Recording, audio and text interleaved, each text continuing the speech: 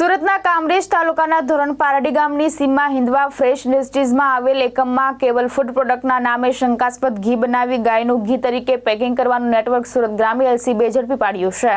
Police મહાનિરીક્ષક Shri Premvirsinh સાહેબ તથા police અધિક્ષક શ્રી રાજેશ ગઢિયા સાહેબ નાઓએ વિસ્તારમાં ચાલતી ગેરકાયદેસર પ્રવૃત્તિઓ શોધી કાઢી કાયદેસર કાર્યવાહી કરવા માટે આપેલ સૂચના અનુસંધાને એલસીબીની ટીમ વિસ્તારમાં પેટ્રોલિંગમાં હતી। તે દરમિયાન મળેલ બાતમીના આધારે ધોરણ પારડી ગામની સીમમાં આવેલ હિન્દવા ડ્રીમ્સ ઇન્ડસ્ટ્રીઝના આવેલ પ્લોટ નંબર G1 શંકાસ્પદ ઘીની બનાવટનો જથ્થો તૈયાર કરી પેકિંગ કરવાનું નેટવર્ક ચાલે છે।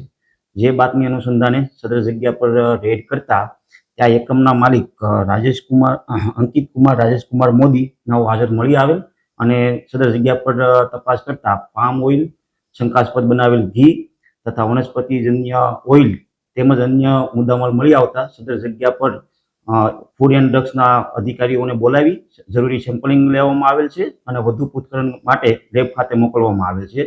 મળી આવેલ મુદ્દામાલમાં જગ્યા પરથી શંકાસ્પદ ઘી તૈયાર કરેલ 5 ટનથી વધારે છે તેમજ પામ ઓઇલ, વનસ્પતિજન્ય તેલ તેમજ અન્ય સામગ્રી મળી કુલ 52 લાખ ઉપરાંતનો મુદ્દામાલ સીલ કરવામાં આવેલ છે।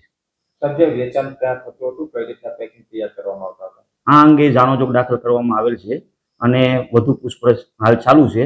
પ્રાથમિક પૂછપરછ અનુસંધાન આ જે ખાસ કરીને ઇન્ડસ્ટ્રીયલ એરિયામાં રહેતા મજૂરો જેવી જગ્યાએ વેચાણ કરવામાં આવતું હતું। કેટલા સમયથી નેટવર્ક ચાલતું હતું? પ્રાથમિક પૂછપરછ અનુસંધાને 1 વર્ષથી આ નેટવર્ક ચાલતું હતું।